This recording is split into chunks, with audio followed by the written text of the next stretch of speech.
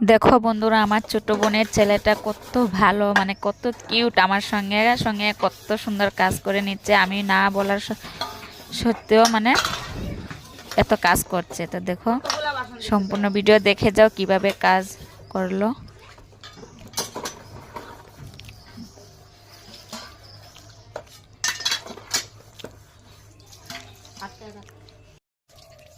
পাপা, তুমি কাজ করতে পারো? তুমি ঘরে করো? তোমার মার সাথে করো কাজ? তুমি ভালো আছো না? তাহলে তুমি কি সব দিন রোজ দিন স্কুলে যাও?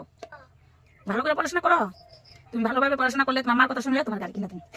হ্যাঁ, তোমার সবাই আদর করবো। হ্যাঁ, আর তোমার দিদি কাজ করে ঘরে? তোমার দিদি ঘরে কাজ করে না? না,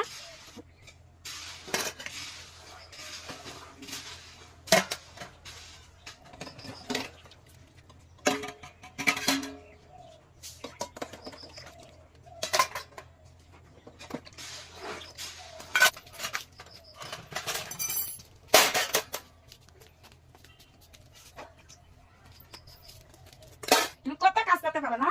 হ্যাঁ, তুমি কত ভালো, বহুত ভালো না? তুমি এত কাজ করো? হ্যাঁ, তুমি এত কাজ করো? তুমি কি খাবে? কি খাবে? হ্যাঁ, কিছু লাগবে না? মা গো মা, এত কাজ করে। দেখো বন্ধুরা, এটা হলো আমার ছোট বোনের ছেলে, কত সুন্দর মাসির সঙ্গে সঙ্গে কাজ করে দিল। মানে আমার ছেলে তো স্কুলে গেছে, তো এখন আমার সঙ্গে সঙ্গে কাজ করছে না? এত ভালো কেন তুমি? Good boy. দেখেছো বন্ধুরা, গুড বয়, গুড। সব কাজ জানো না বাবা? তুমি তো বড় করতে পারো না? হ্যাঁ, করে দেবো বন্ধুরা, করে দেবো না। কাজ করছে যে লজ্জা পাচ্ছে না? আমি বুঝেছি তো। ভালো করে পারবো।